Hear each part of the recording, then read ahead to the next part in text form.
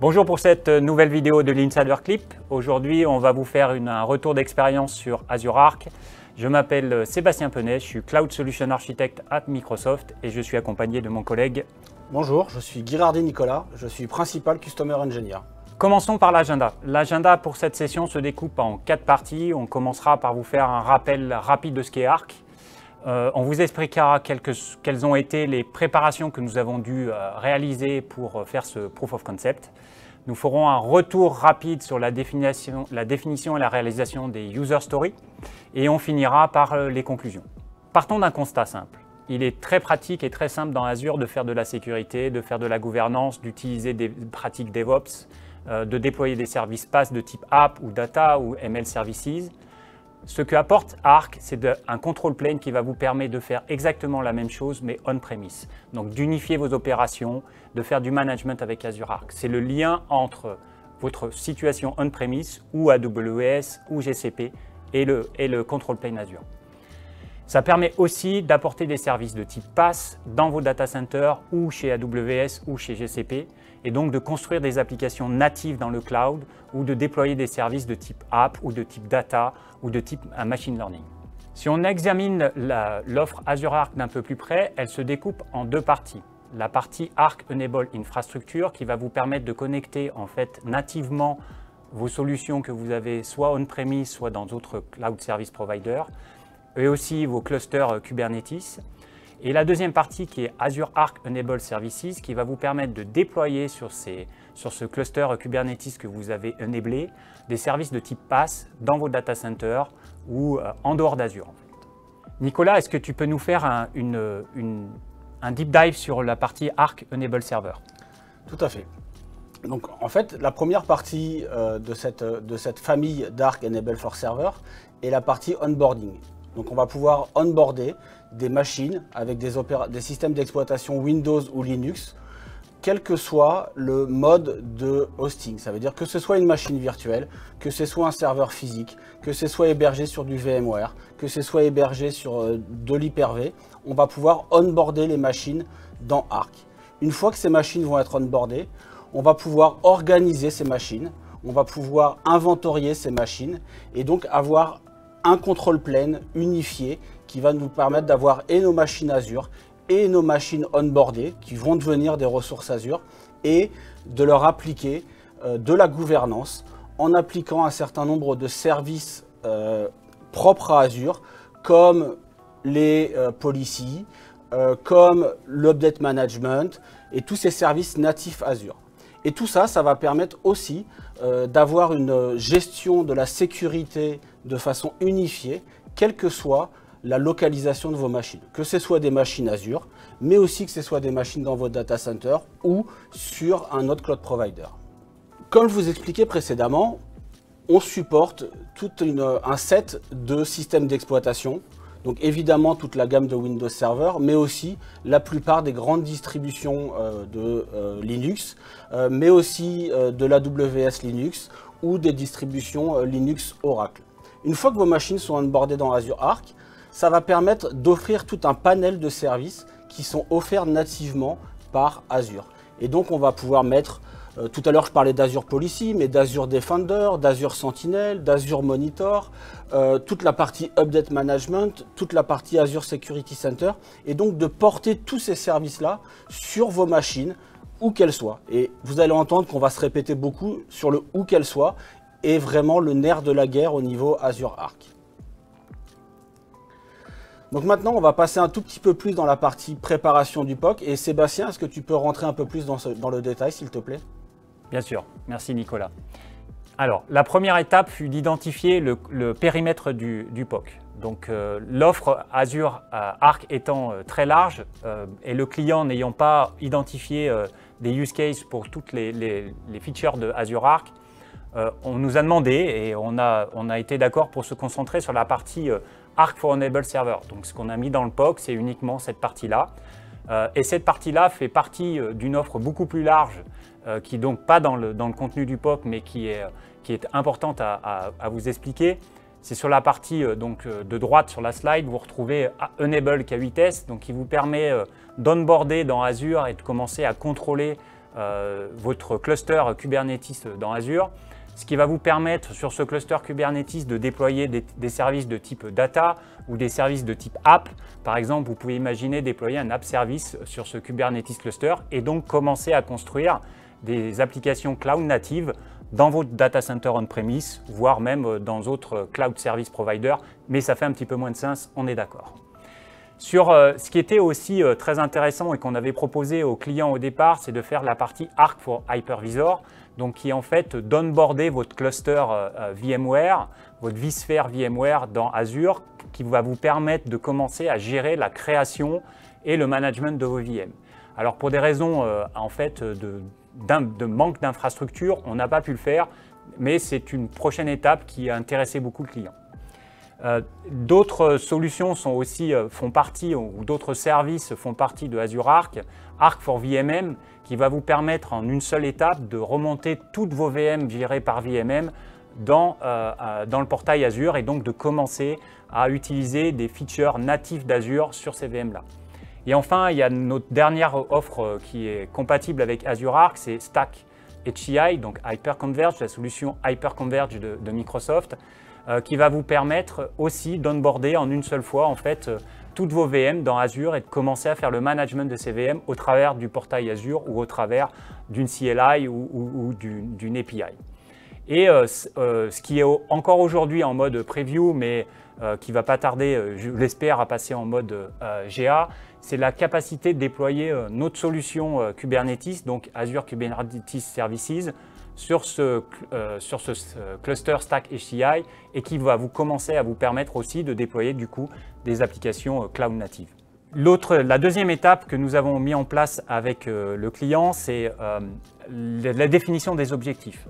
Parce que, comme on vous l'a dit, Arc est une solution assez vaste, donc il fallait définir des objectifs précis pour être certain d'avoir des résultats.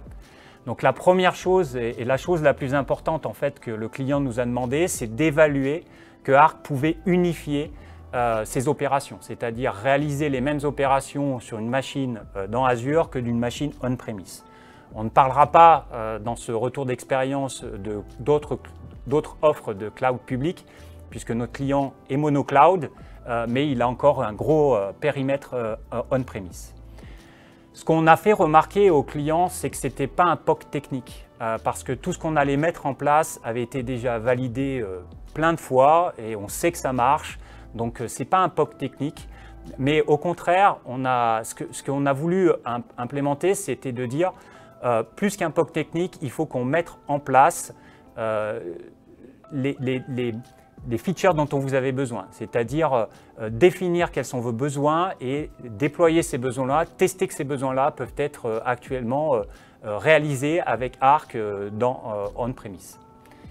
Donc ce qu'on a testé, comme Nicolas vous l'a présenté, c'est en fait Arc for Enable Server, donc toute la partie onboarding de VM ou de VM qui comprend un SQL Server pour pouvoir, ça c'est ce qui fait partie du périmètre du POC. Une autre chose qu'on a définie dans ces objectifs et qui a été en fait un enabler, on appelle ça un enabler chez nous, des ressources clients, c'est la partie Jumpstart. En fait, vous trouvez Jumpstart Arc sur GitHub qui va vous permettre de déployer un environnement Arc dans Azure. Alors c'est un environnement simulé dans Azure, Arc, mais qui va vous permettre de tester toutes les features. Donc c'est super pratique pour un client qui veut démarrer, qui veut commencer à manipuler Azure Arc. Nicolas, est-ce que tu peux nous expliquer la stratégie que nous avons mis en place pour faire ce POC, s'il te plaît? Oui, tout à fait. Alors, après avoir défini la partie objectif avec le client, il a fallu mettre en place une stratégie pour délivrer ce POC-là avec le client. Et en fait, ce qu'on a fait, c'est qu'on a commencé à engager chez notre client plusieurs équipes. La première équipe, ça a été tous les gens qui gèrent l'outillage des opérations utilisées chez notre client. Et ensuite, toute la partie opérationnelle, les gens qui aujourd'hui opèrent les machines, où qu'elles soient, donc qu'elles soient actuellement dans leur data center on-prem ou pour les opérations des machines dans Azure, pour pouvoir les réunir et être sûr que les objectifs qu'on avait fixés correspondaient bien à leurs besoins et qu'on pouvait engager ces équipes-là dans le déroulé du POC. Ce qu'il a fallu faire aussi, c'est engager le MSP, parce que notre client, toute la partie opération et réalisation des opérations est infogérée par ce MSP. Et nous, on avait besoin que ce MSP soit engagé dans le POC pour pouvoir réaliser les opérations techniques, mais aussi pour pouvoir commencer à les former sur une éventualité d'utilisation de Arc, et surtout pour pouvoir montrer aussi au MSP les avantages de Arc et le gain qu'ils allaient avoir à utiliser Arc. Parce que aussi bien le client que les MSP devaient voir l'intérêt d'utiliser Azure Arc. Ce qu'on a aussi fait, c'est qu'on n'a pas voulu partir dans une compétition à la fonctionnalité entre les outils déjà existants chez le client et les fonctionnalités offertes par Azure Arc. Tout simplement parce que déjà c'est très fastidieux, c'est très compliqué, beaucoup d'outils ont beaucoup d'avantages et certains inconvénients, et Azure Arc a beaucoup d'avantages et aussi certains inconvénients, et on ne voulait pas rentrer dans cette compétition qui est un peu stérile. Néanmoins, ce qu'on a voulu faire, c'est se dire, voilà, vous avez aujourd'hui un certain nombre de pain points dans l'utilisation de vos outils ou dans vos opérations, et est-ce qu'on ne pourrait pas essayer de trouver des use cases ou des user stories pour soit améliorer les opérations, soit fluidifier ces opérations et répondre à ces pain points que vous avez aujourd'hui sur vos outils et pouvoir voir si avec Azure Arc, on peut lever ces pain points.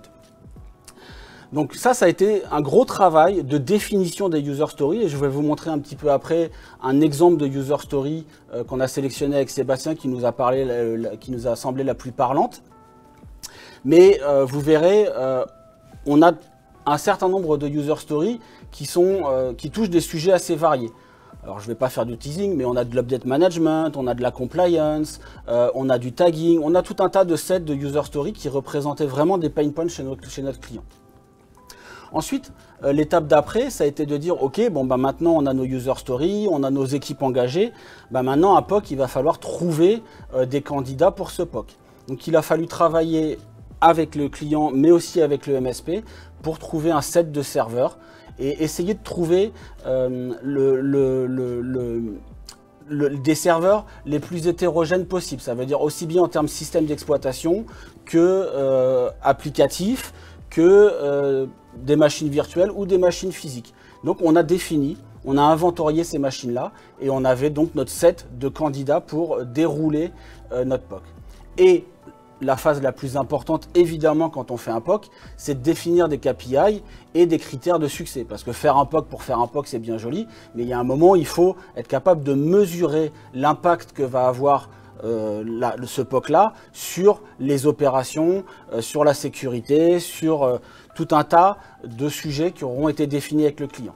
Donc ça, c'est aussi un travail qu'il ne faut pas oublier parce que très souvent, on fait des POC, mais on n'a pas préalablement nommé, mis en place les indicateurs pour mesurer le succès de ce POC-là et voir si ça a vraiment un intérêt ou pas. Parce que potentiellement, on peut faire un POC sur Arc et qu'au final, ça n'amène rien au client. Bon, nous, ça n'a pas été le cas, mais si on ne définit pas ces critères-là, on ne pourra pas mesurer. Et ensuite, il y a toute une phase d'explication, donc de formation, d'explication qu'il faut mettre en œuvre. Déjà pour évangéliser le client à Azure Arc, ça veut dire bien lui expliquer les limitations d'Azure Arc, les avantages d'Azure Arc et toute la partie définition des prérequis. Parce que là, comme on travaille en plus avec un MSP, il faut fournir des prérequis très clairs au MSP pour qu'il puisse réaliser les actions de pré-POC. Et donc aussi discuter des différents choix techniques qui s'offrent à nous pour la mise en œuvre de Azure Arc. Et notamment sur la partie hybridation, donc ça veut dire que comment est-ce qu'on va onboarder nos machines on-prem dans Azure d'un point de vue réseau, ça veut dire est-ce qu'on va utiliser un réseau privé avec du private endpoint ou est-ce qu'on va utiliser une connexion internet, donc chiffrée évidemment, mais sans passer par un réseau privé. Au niveau identité, on va avoir besoin de s'authentifier pour pouvoir onboarder les machines dans Azure Arc, donc il va falloir créer une ou plusieurs identités, bien sécuriser ces identités-là, donc il va falloir préparer la création d'un service principal name pour pouvoir onboarder les machines de façon massive, ou alors on peut le faire avec un compte nominatif, mais bon, on sait très bien qu'aujourd'hui, on n'utilise pas de compte nominatif à fort privilège pour faire ce genre de manipulation, on s'appuie sur un service principal. Et ensuite, on a eu une grande discussion, et là, on a eu de nombreux échanges avec Sébastien et avec le client sur ce sujet-là. C'était la question du coût, parce que à chaque fois qu'on aborde des sujets techniques avec Azure, il faut aussi se soucier des coûts liés au delivery d'une solution. Et donc, on a fait le choix, avec le client évidemment, d'avoir une souscription complètement dédiée, donc de ne pas utiliser une souscription partagée avec d'autres services pour être capable de très finement mesurer tous les coûts associés au POC et donc d'être capable de, en extrapolant, de dire voilà, on avait X euros pour cette fonctionnalité-là avec ce coût-là sur 2 ou 3 mois, bah, si on les multiplie par le nombre de machines ou par le nombre de services, on va avoir un coût global qui sera plus ou moins proche de la réalité. Mais c'est très important d'avoir cette discussion-là parce qu'il ne faut pas oublier le coût qu'il peut y avoir derrière ce POC et surtout comment est-ce qu'on va ensuite reporter ce coût en production. Voilà, je pense que j'ai à peu près tout dit sur cette partie stratégie. Passons par exemple à un exemple de User Story. Là, prenons la partie User Story que l'on a nommée Monitoring et VM Insight Health.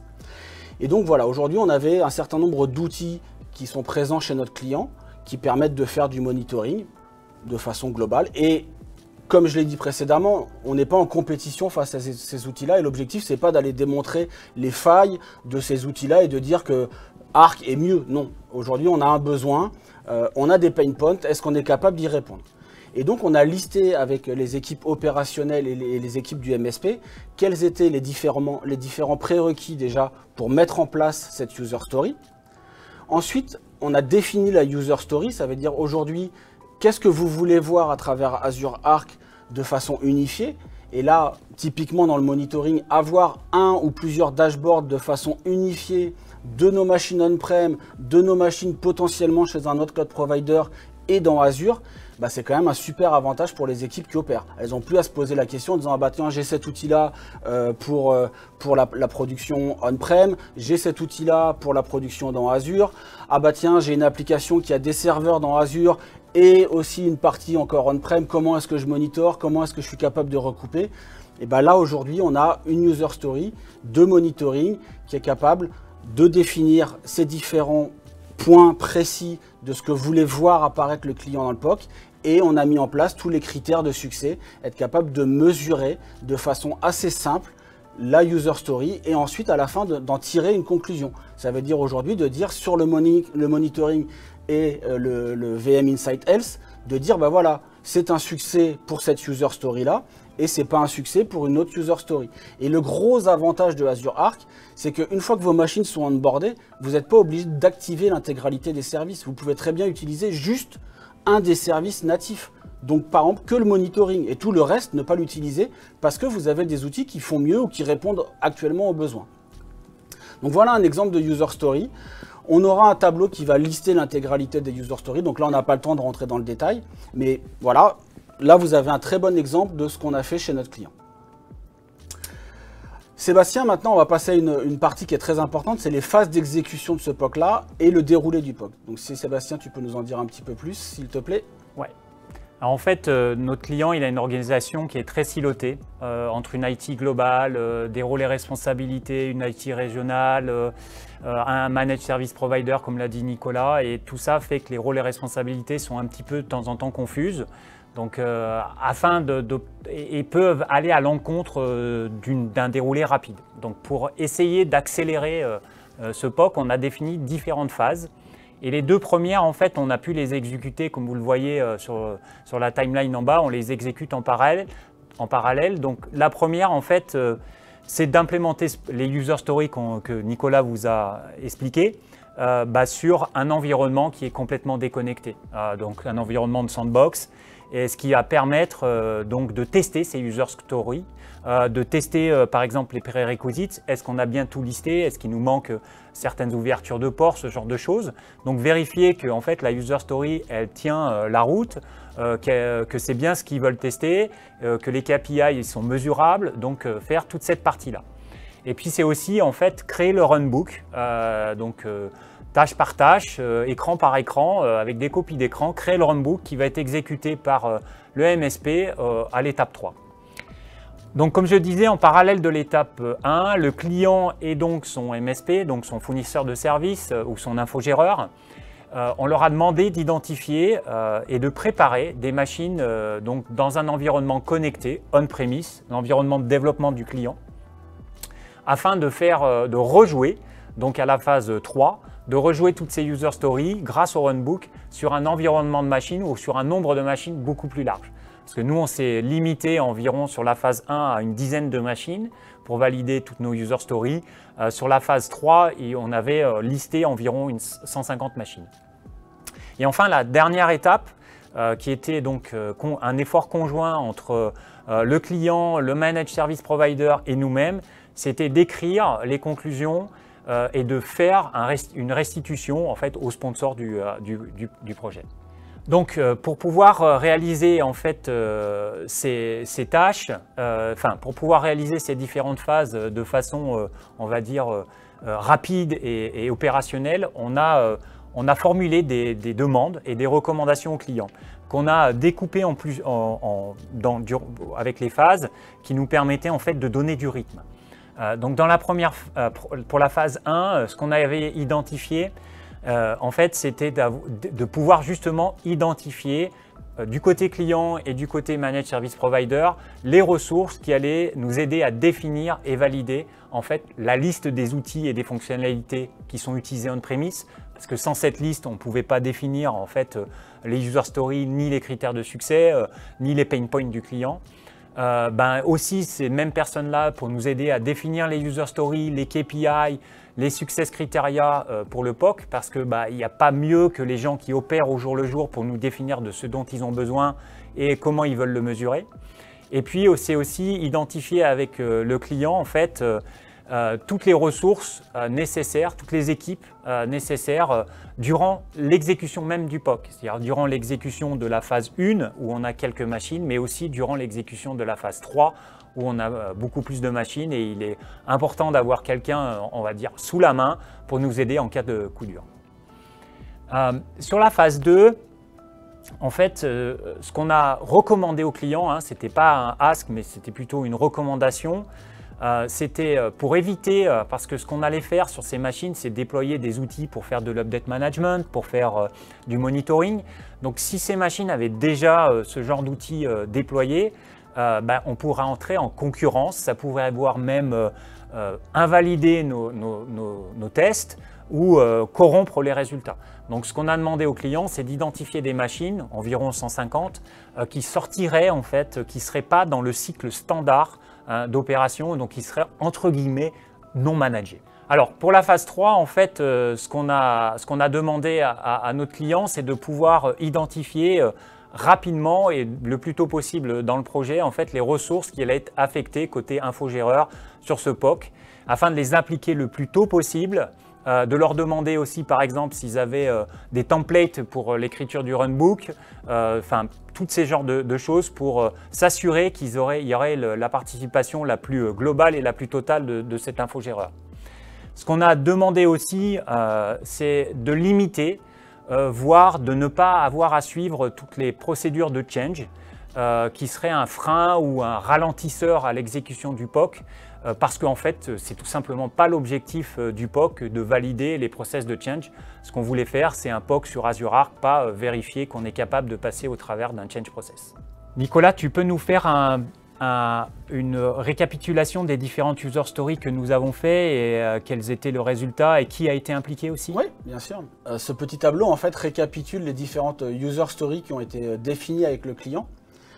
Donc comme vous pouvez le voir, on a commencé par la user story qu'on a nommée tag. Donc en gros, c'est aller positionner des tags sur des ressources qui n'étaient pas Azure, donc sur des serveurs qui étaient précédemment on-prem et qui ont été onboardés dans Azure Arc, donc qui sont devenus des ressources Azure, et donc pouvoir positionner des tags avec exactement les mêmes process et la même nomenclature que ce qu'ils avaient précédemment pour leur machine virtuelle hébergée dans Azure. Donc ça a permis, à travers ces tags, notamment de faire toute la gestion des coûts de ces machines-là et donc d'avoir une partie de chargeback possible à travers les tags pour des ressources qui sont hébergées on-prem. Pour ça, on a dû, et vous voyez, il y a une colonne qui est très importante qui va être le honneur de la user story. Et là, donc, on a tout de suite impliqué l'équipe de gouvernance du cloud pour pouvoir réappliquer les mêmes process que l'on avait sur des ressources Azure à ces machines onboardées dans Azure Arc.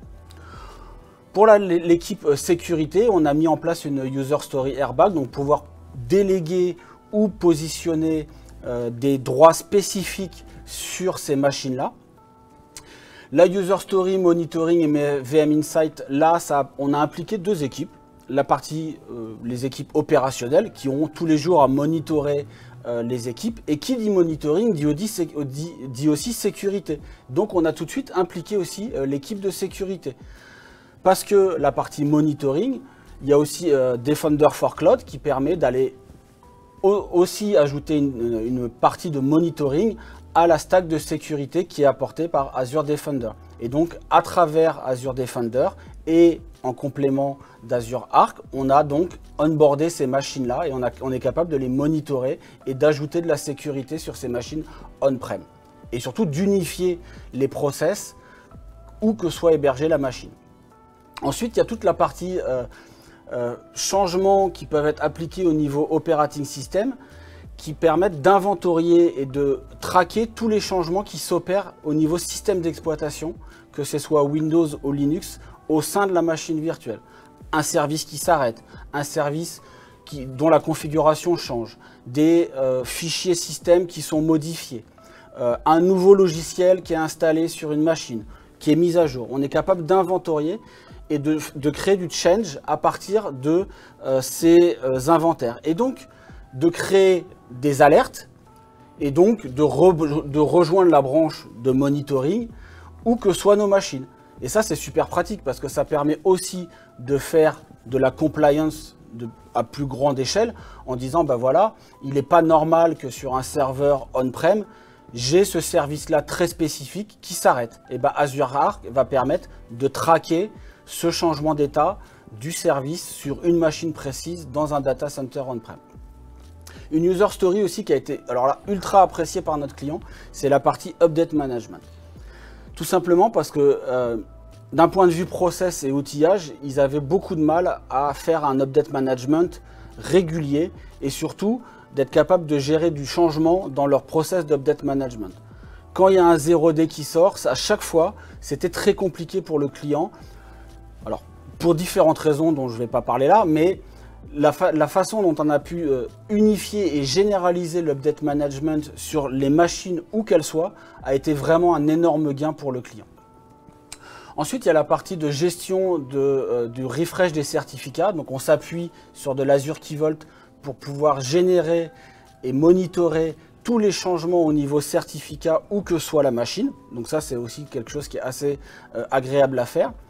Et quelque chose, alors aussi, une user story qui a adoré notre client, c'est la partie Azure Policy, Initiative et la partie Guest Configuration. Alors ça a été quelque chose qui pour eux, d'un point de vue compliance, a été fantastique. C'est de se dire, voilà, aujourd'hui, je vais pouvoir gérer la configuration et la compliance de mes machines sans passer par des GPO, sans passer par du script qui s'exécute dans une tâche schedulée. Unifier tout ça, avoir un endroit où je suis capable de faire de la configuration et du monitoring et adresser l'intégralité de mes machines où qu'elles soient hébergées. Ça a été pour eux quelque chose d'assez fantastique. Et la dernière partie qui est aussi ultra appréciée chez notre client, c'est toute la partie automation. C'est être capable de créer de l'automation et on y reviendra un peu plus tard, mais je vais l'aborder maintenant.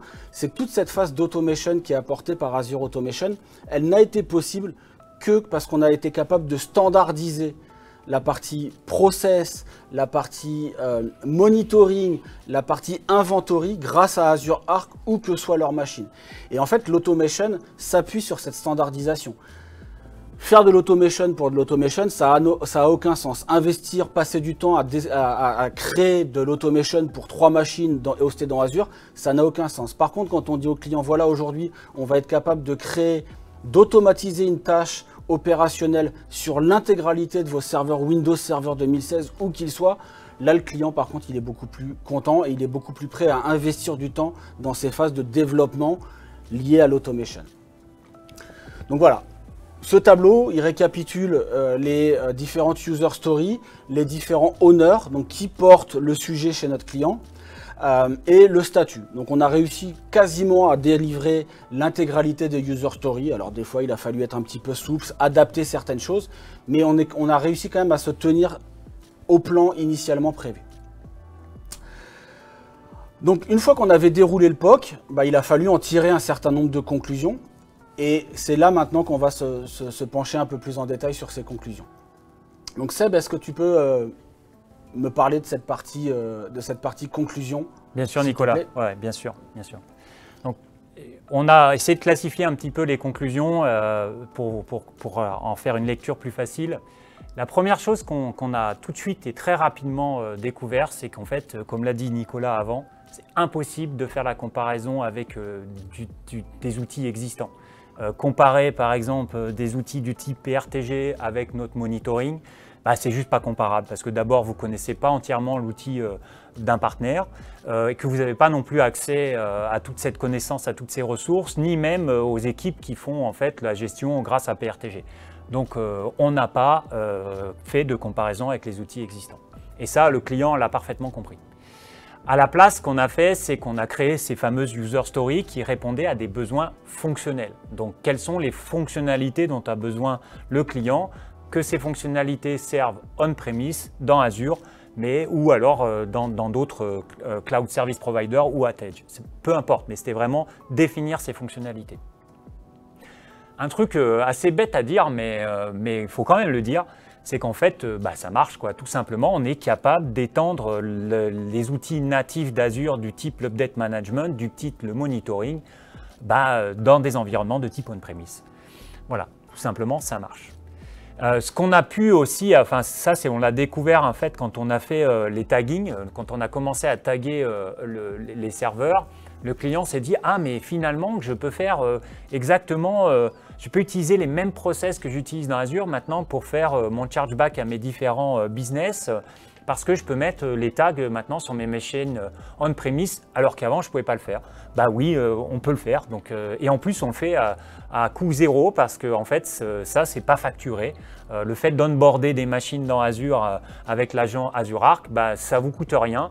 De mettre un tag dessus, ça vous coûte rien. Donc, vous pouvez réutiliser votre process de chargeback que vous aviez défini dans Azure. Et maintenant, vous pouvez le mettre aussi on-prem. Vachement pratique.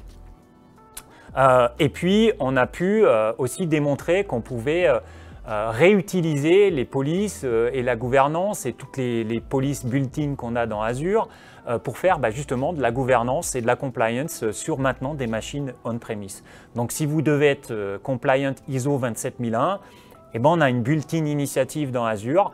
Il suffit maintenant de regarder si vous êtes compliant sur ISO 27001 pour vos serveurs on-prem et vous le savez.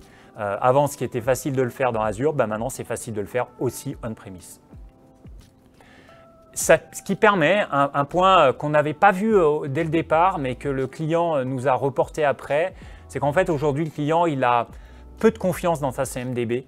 Elle est très vieille, très historique, elle a été pas très bien mise à jour.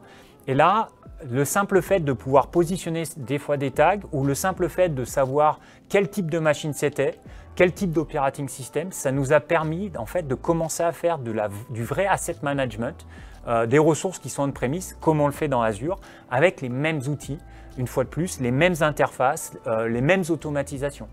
Et ça a donc permis d'enrichir en fait cette fameuse CMDB avec des statuts maintenant qui sont vraiment des statuts réels des VM qui sont on-premise. Et aussi, tout ça aussi sans surcoût. Nicolas, est-ce que tu peux nous faire un petit focus sur la partie Update Management? Ouais, merci. Sur la partie Update Management, en fait, ce qu'on a mis en place, c'est que on s'est appuyé sur le service natif d'Update Management, mais on l'a enrichi avec des runbooks pour pouvoir standardiser tout l'Update Management basé justement sur les tags. Précédemment, le client il s'appuyait sur sa CMDB pour faire son patch management et comme vous l'a dit Sébastien, bah, la maintenance de la CMDB n'était pas 100% opérationnelle. On a changé la façon de voir les choses. On s'est dit, bah voilà, on va aller positionner des tags, on va donner aux application owners la possibilité de positionner certains tags sur leurs ressources et leurs ressources machine on-prem, n'oublions pas. Hein. Et basé sur ces tags-là, on va être capable de gérer l'update management. Et donc, quand je dis gérer l'update management, c'est gérer l'application de la mise à jour, mais aussi de décorréler l'application de la mise à jour avec la phase de redémarrage. Vous savez très bien que c'est très compliqué quand on a des milliers de serveurs d'organiser de façon fine ce reboot. Parce qu'il y aura toujours quelqu'un qui nous dira bah non, c'est pas la bonne fenêtre de maintenance, est-ce qu'on peut changer la fenêtre de maintenance?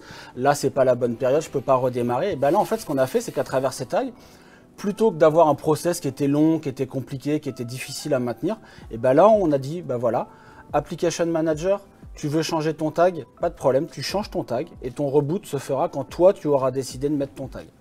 Et donc, ça a permis de donner de la responsabilité aux application owners, mais aussi d'automatiser toute la partie update management. Et donc ça a été vraiment un vrai gain pour le client de pouvoir être sûr d'avoir un point de contrôle avec un dashboard unifié qui permet en un coup d'œil de dire bah voilà, mes X milliers de machines, je sais exactement à l'instant T quel est mon taux de mise à jour sur mon parc de serveurs. Et ça a été un gros changement pour eux. Oui, tu as raison Nicolas. Juste un tout petit point rapide sur la partie SPN et Secrets. Comme le SPN qui est utilisé, son ID et son secret passent en clair dans certains scripts, c'est important d'appliquer les bons rôles dessus et les rôles dédiés à la partie onboarding pour éviter tout incident. Sur la partie Monitoring Agent, un des points que nous a remonté le client, qui est discutable malgré tout, c'est que dans la plupart des user stories, on a besoin de ce fameux Monitoring Agent. Et si le client n'a pas décidé d'utiliser l'outil natif d'Azure et a fortiori il ne l'avait pas fait on-premise ou il ne l'avait pas implémenté on-premise, eh ben on peut se retrouver avec 2 Monitoring Agents à un moment donné durant les phases de transition. Le dernier point aussi sur cette slide-là, c'est la partie x64. Donc en fait, on ne supporte que les plateformes x64, donc de type Intel, et Linux et Windows. Donc notre client, il a encore de l'AIX, il a encore de UHP Unix. Donc il a obligation de maintenir un certain set d'outils pour ces différentes plateformes. Très rapidement sur la partie agent, parce que c'est quand même quelque chose que le client nous remonte régulièrement, c'est la multiplication des différents agents sur leur operating system, donc sur leur VM. Et effectivement, là on le voit, hein, il y a un seul agent qui est mandatory, hein, c'est le Azure Connected Machine Agent. Tout le reste est optionnel. Par contre, sur la partie Monitoring Agent, on ne vous le cache pas, dans la plupart des user stories, il faut le mettre en place parce que sinon, ça ne marche pas. Juste un tout petit point sur ces agents, en fait, le Connected Machine Agent, il a aussi une fonctionnalité qui est de limiter l'usage des CPU des Custom Script Extension Agent. Donc c'est pas mal, ça permet d'assurer que les agents ne vont pas consommer toute la performance de votre plateforme. Et enfin, en termes de conclusion aussi, un point important, c'est qu'avec les Dynamic Groups que vous pouvez créer maintenant dans Azure, en fait, vous pouvez regrouper vos VM par operating system, par location, en fait, par plein de critères différents ou basés sur des tags, ce qui permet de créer des groupes dynamiques. Donc, vous n'allez pas manager ces groupes-là. Dès que les bons tags sont appliqués sur la VM, ils vont automatiquement tomber dans le bon groupe et vont faire, par exemple, automatiquement le bon patching. Voilà. Donc ça, c'est super intéressant. Alors, comme conclusion, on va dire globale, et Nicolas vous en a déjà touché un mot auparavant, c'est qu'en fait, Arc permet de standardiser les outils et les process pour tout votre environnement, que ce soit Azure, on-premise, AWS, GCP. Vous pouvez utiliser maintenant les mêmes outils pour gérer toutes vos VM. Et ça, c'est super pratique parce que c'est de la standardisation. Et ce que vous permet de faire la standardisation, en fait, ce qu'on aime à dire, c'est que vous ne pouvez pas faire d'automatisation si vous ne faites pas de standardisation. Pourquoi? Parce que vous n'allez pas mettre en place de l'automatisation, comme le disait tout à l'heure Nicolas, pour 3 machines. Ça ne fait pas de sens, ça coûte trop cher à maintenir, ça coûte trop cher à développer. Donc, d'abord standardiser, et Arc permet de standardiser. et ensuite vous automatisez. Et grâce à l'automatisation, en fait, vous allez vraiment améliorer vos opérations. Vous allez pouvoir adresser un plus grand nombre de serveurs en fait, de façon complètement automatisée, donc avec le même nombre d'équipes. Et vous allez surtout pouvoir focaliser vos équipes sur des tâches à plus forte valeur ajoutée. Et ça, c'est super important pour le client. Nicolas, tu peux nous toucher un mot sur l'intégration des third-party tools? Alors, il y a quelque chose aussi dont on s'est aperçu pendant le POC, et ça a été une belle surprise en fait, c'est que au lieu de comparer Azure Arc avec différents outils qui avaient différents avantages, comme Tanium, comme Splunk, comme Dynatrace, en fait, on s'est aperçu que Azure Arc permettait aussi d'enrichir ces outils-là qui sont actuellement utilisés par notre client. Donc, on est capable d'aller à travers Azure Arc, de récupérer un certain nombre d'informations et d'aller enrichir, par exemple, Splunk. On est aussi capable, à travers, par exemple, ServiceNow, d'aller faire des actions qui étaient faites aujourd'hui dans ServiceNow, mais de les pousser à l'intégralité des machines, où qu'elles soient. Alors qu'avant, ce n'était pas possible. Avant, il y avait une barrière entre ce qu'on était capable de faire sur Azure et ce qu'on était capable de faire on-prem. Il fallait avoir 2 outils. Voilà, on avait donc 2 outils. Aujourd'hui, à travers ServiceNow, on est capable de pousser un certain nombre de choses. Par exemple, la partie tag, on les pousse à travers ServiceNow. Les application owners, ils ne vont pas sur le portail, ils le font à travers ServiceNow. Et ainsi de suite. Donc, c'était quand même une très bonne surprise et je pense que c'est aussi quelque chose d'important dans cette conclusion-là. C'est de se dire que Azure Arc, c'est une passerelle, mais ça permet d'enrichir ou d'être enrichi à travers les différents outils.